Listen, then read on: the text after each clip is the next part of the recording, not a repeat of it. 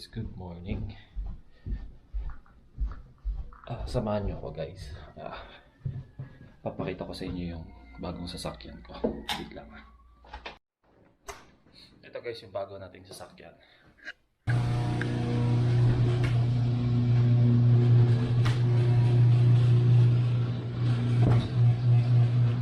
Ayan guys, Kia. Joke lang.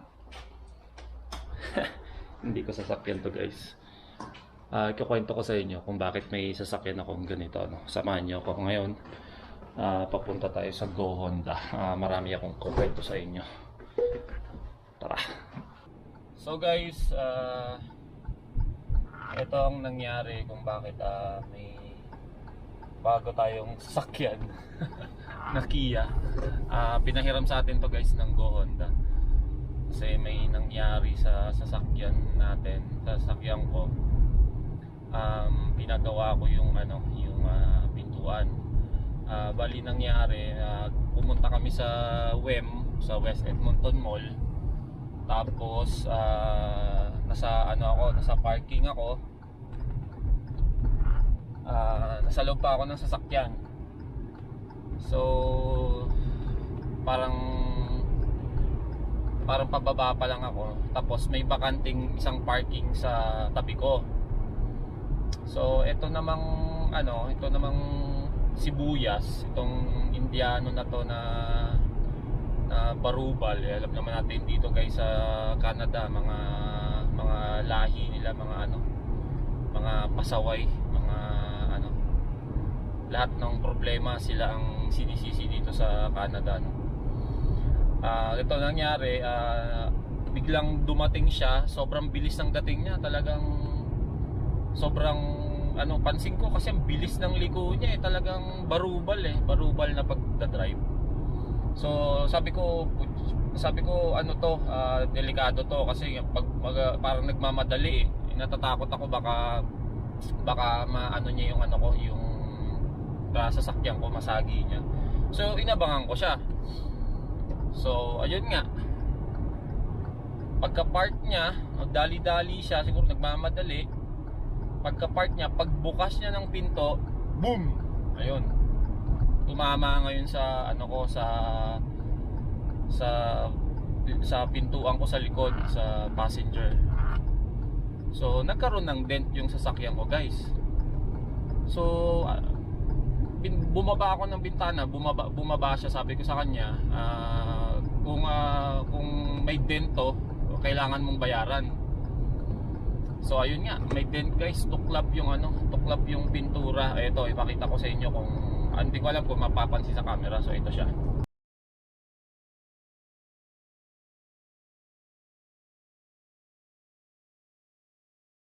So ayan siya guys. Talagang siguro sa camera hindi nyo gaano mahalata, pero pag sa personal makikita mo talaga yung dent, tsaka natuklap yung pintura. Talagang makikita mo yung pintura na primer. So syempre may alam tayo guys sa sasakyan. Tayo sa Pilipinas, may experience tayo mga shop, may mga tropa natin. Anyway, ayun, tuklap. Ngayon nagtalo kami nung una. Ayaw niya pang bayaran. Ayaw niyang nakikipagtalo siya. Sinagot ba naman ako guys? Kamuntik-muntik na. Siyempre, inaalagaan ko yung sasakyan ko. Siyempre, kasi hindi naman dinadampot yung pambili ng sasakyan, di ba? So, nag-init talaga ako. Guys, sinagot ba naman ako na, oh no bro, normal yan dito. Sabi ko, ha? Normal? Normal kung walang nakakita, nandito ako, kako. Yun, nagtatalo pa kami ng una. Talagang ayaw niya. Ang ginawa ko, tumawag ako 911. So yun, doon siya na magbabayad siya. So hindi niya naman kailangan magbayad guys. Insurance niya magbabayad. So kinuha ko yung driver's license niya, tsaka yung insurance niya, mga information niya. Tapos pumunta ako sa police collusion. Yun, kailangan mo kasing magkaroon ka ng ng record na nag-file ka. So ayun, Tapos pagtapos noon, tinawag ko sa insurance ko na ganito, na may nag-ano sa sasakyan ko na siya magbabayad. So ayun, naayos na. Tapos parang na-reverse, wala daw akong babayaran. Pero hindi ko pa na-confirm guys, kasi dito, ano dito guys, kailangan mapusisi ka, dapat may alam ka. Kasi kaya nga ito yung kwento ko sa inyo nung based sa experience ko sa makakanood ng mga nandito na rin sa Canada. Siguro hindi pa na nangyari sa inyo to, or kung sakaling mangyari sa inyo, pero wag naman sana. So ayun na nga guys, na-reverse na, so naayos na. Eto namang Go Honda, siguro parang inisip nila parang wala akong alam. Parang syempre hindi naman ako nagsabi na may alam talaga ako. Pinagawa ko sa kanila, so yung computation nila, ano nila, sigil nila nasa 1,000 plus ata dollars, 1,2 mga ganun, something like that. So doon kasi ako dinala nung pinagbilang ko ng sasakyan ng Ford, kasi doon sila nagpapagawa ng pintura, kasi gusto ko yung match na match talaga. Mamaya ay hindi match yung pintura, kasi dito guys, pag pipinturahan nila kahit maliit lang, buong ano na, kunwari sa pinto lang, buong pinto na. Pero yung nangyari sa sasakyan ko guys, pwede sanang i-retouch eh. Kahit ako pwede kong i-retouch yun, kaya kong gawin yun. Pero syempre, hindi naman ako naka-ano nun. So, mas maganda na rin yung mga professional na rin. Kasi hindi naman ako magbabayad eh. So, yun na nga. Ang malupit naman dito guys sa Go Honda, nakita nyo naman yung picture guys, diba? Kung gaano kaliit. Ang dami nilang ginawa guys.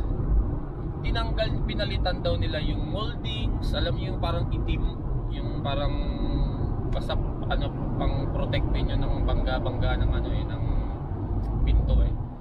So pinalitan daw nila ng ganito, bababla. Ngayon sinabi ko, bakit nyo pinalitan eh, wala namang diferensya yun kako. Hindi naman yun yung pinapagawa ko sa inyo, yung dent lang. Actually yung dent nga pwede nyo nga lang i-retouch yun eh. Sabi ko, dinala ko lang sa inyo kasi nga cargo naman nung nakaabala sa akin. Sabi ko, bakit kailangan yung palitan yun? Ayun. Kasi guys, parang siyempre pag alam nila insurance, pag ikaw nagdala ka ng sasakyan doon, pag alam nila insurance, gawa sila ng ng pera. Siyempre, wala ka naman pakialam kasi insurance, di ba? Pero hindi mo alam guys, lalo na sa inyo kung kayo cargo nyo, tataas yung insurance nyo pag nag-ano kayo, pag tawag dito, nag-update kayo ng insurance nyo. Kaya minsan parang hindi bumababa insurance nyo kasi nga may mga pinagawa kayo na tawag doon.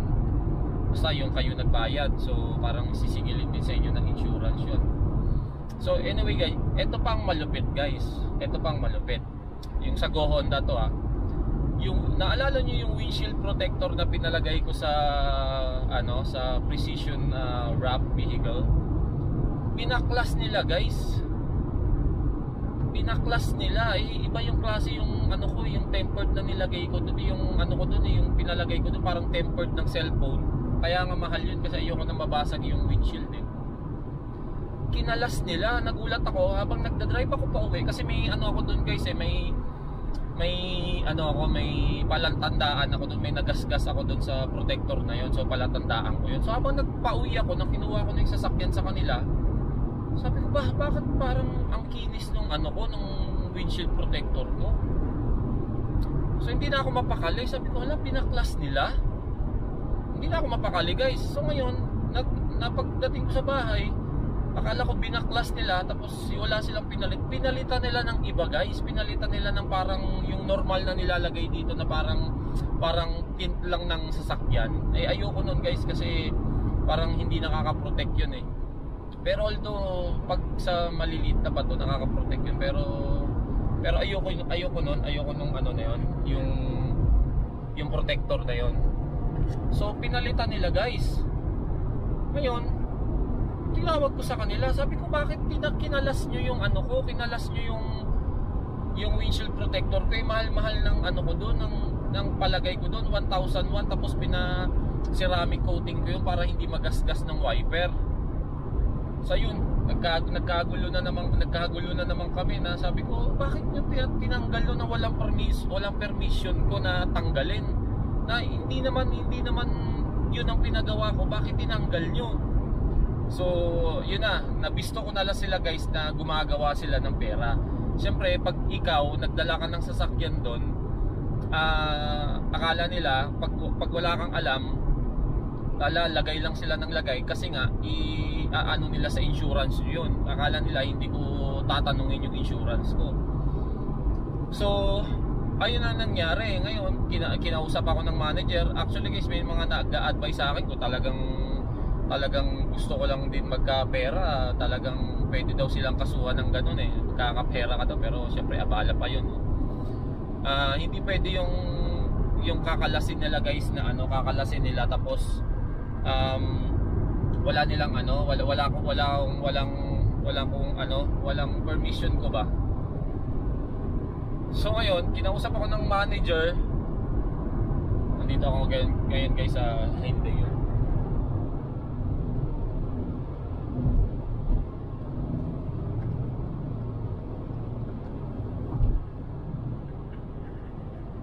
So yun nga guys, kinausap ako ng manager ganito.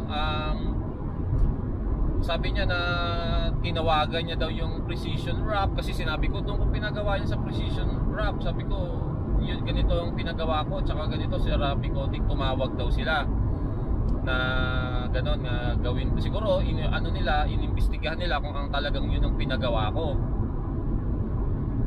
So yun, tumawag sila and then ako late na ako nagpa-schedule kasi busy nga, isa lang naman sasakyan gamit-gamit. So saka ko na pinaschedule. So kahapon ko lang pinaschedule Thursday kasi busy rin yung precision wrap eh. Ano sila eh, madami silang ginagawa eh. So kahapon ko lang dinala, suppose ngayon ko lang ngayon lang natapos. Pero kahapon natapos yun, pero hindi ko kasi nakuha kasi nga may trabaho. So ngayon ko lang makuha. So kaya ngayon nag-message yung manager na ganito, mag-set up daw sila ng loaner daw. Ito nga ang Kia na pinahiram sa akin para madala ko daw yung sasakyan ko doon. So ito pa guys, natalo pa kami ng manager. Sabi ko bakit nila kinalas yung yung windshield protector ko nang wala akong paalam. Sabi niya, nang nililinis daw nila, nagasgas daw ng naglilinis. So hindi na ako nakatiis guys, hindi na ako nakatiis na parang sabihin ko na para akong may alam na ako sa sasakyan. Sabi ko, so ibig sabihin ang gamit ng mga nagtatrabaho ng naglilinis hindi yung microfiber towel kaya nagasgas. So parang nahalata na nila na bistado sila guys. So ang ma-advise ko lang guys dito, kasi hindi naman nila alam na nagtrabaho din ako sa sa tawag dito, dealership eh. So dito guys, sa makakanood dito, lalong lalo na dito nandito na sa Canada, sa Alberta, ganito guys, pag kunwari nag-claim kayo ng insurance nyo, kunwari may nangyari sa sasakyan nyo na hindi nyo naman kasalanan or kahit kasalanan nyo pa na nabangga nyo, bla, lagi nyong guys, i-check yung pinagawa nyo. Kukunin nyo yung receipt ng pinagawa nyo. Katulad kinuha ko yung receipt sa Honda, tapos i-send nyo dun sa insurance. Kasi baka mamaya iba yung binigay nila sa inyo, tapos ibang binigay nila sa insurance, madami palang claim.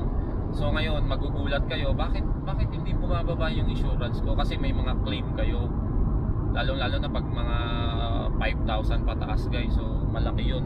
Ito nga sa akin guys, medyo lang eh, mababa lang, nasa 1,000 lang. Pero parang tuldok lang yung guys. Pero mahalata mo guys pag sa labas ka tumingin ng sasakyan. So paglabas sa labas mo titingnan nyo yung sasakyan, talagang mahalata mo.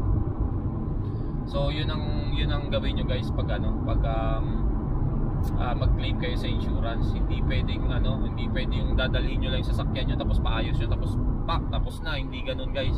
Kasi dito kailangan mapusisi ka, kasi yung mga katulad yan, yung Go Honda, siguro inisip ko nag-ano sila, pinalitan nila windshield protector ko. Siguro akala nila maano ko,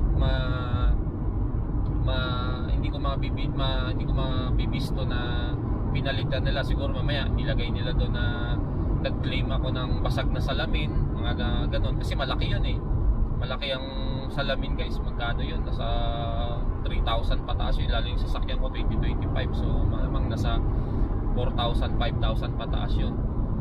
Siguro ilalagay nila doon na nag-claim ako ng ganun. Kasi guys, hindi madali baklasin yung hindi madali baklasin yung windshield protector kasi yung sa akin parang tempered glass eh. So doon pa lang dapat nang binaklas nila, magtaka na sila na ay patay, bakit natin binaklas to, ibang windshield protector to. Sinagot pa nga ako guys ng manager na high-end daw na protector ang nilagay nila. Pagtingin-tingin ko, yung mamurahin lang na tiga 250 ang nilagay nila, high-end. So yun guys, yun ang ma-advise ko sa inyo. Lalong-lalo na pag magke-claim kayo sa insurance, lagi nyong bubusisiin yung nyo, insurance nyo. Kung ano yung pinagawa nyo dun sa paggawaan, dapat yun din ang lumabas dun sa resibo ng sinet nila sa insurance nyo para clear kayo guys. Kasi may hirap na guys, katulad nito kung wala akong alam, baka nagulat ako, ang dami kong claim sa insurance, kaya check ko yung insurance ko after nito eh. So malapit na ako guys.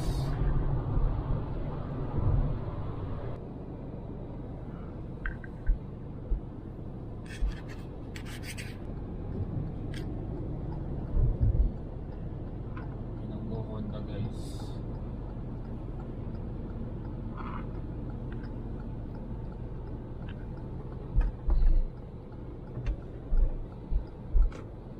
So doon tayo sa pollution na department nila.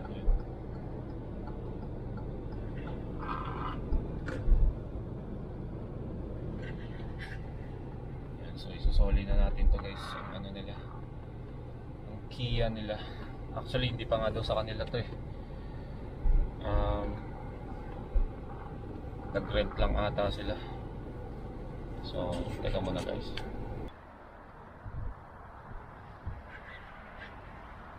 So guys, nandito na ako sa Precision. So ito na yung windshield ko. Palitan.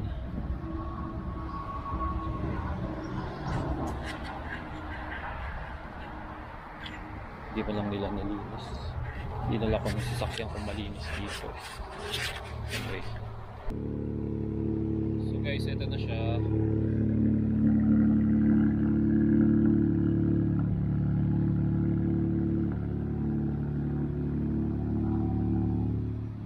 Bali dito yung guys yung pinagawa ko sa pinto sa Go Honda. Yan sa pinto na yan.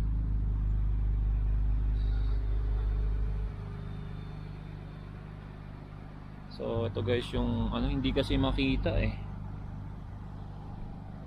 Tapos pina-ceramic coating ko yan guys. Bali pa siya, nilagyan siya ng ceramic coating kasi para hindi siya magasgas ng wiper. So papalitan ko pa yung wiper. Ngayon guys yung ko nakikita nyo, yung pinakakanto. Lumilang sasakyan ko. So yun guys, pauwi na tayo hinatid ako ng Go Honda dito sa kaya ako iniwan sa kanila yung loaner car nila. Pinaram sa akin tapos ihatid nila ako dito. So ayun guys, yun ang pwede kong sa inyo guys, i-share, lalong-lalo na yung mga nandito sa Canada lalong-lalo na yung mga magke-claim ng mga insurance. I-double check nyo guys, hindi naman siguro lahat ganun, pero mas maganda i-double check nyo lagi para alam nyo kung anong pinagawa sa inyo, para alam nyo kung anong charge doon sa insurance nyo. Kasi minsan pag hindi mo baka magulat ka na lang, ba't may charge na ganito, ganyan. Wala naman akong pinagawa sa sasakyan ko ng ganyan. So huli na, na-charge na. So mas maganda guys, i-double check nyo lagi. Yun lang. So paano guys, tapusin ko na yung vlog ko dito So i-upload ko na lang din guys yung vlog ko na nandito sila ano, yung family ni Crush, no. Lalong lalo na yung may bata kasi si Ethan. The woods, Top of the what? on top of the mountain, on top of the road. Yung pamangkin namin na sobrang kulit. Ang kulit nun, guys. Tsaka gusto niya dito kasi yung may ano dito, may trails. So ayun guys, see you na lang sa next vlog ko, no. Kita-kita tayo ulit sa mga susunod na vlog ko. Drive lang akong pauwi. Thank you sa panonood nyo guys. See you sa next vlog ko. Bye bye. Peace.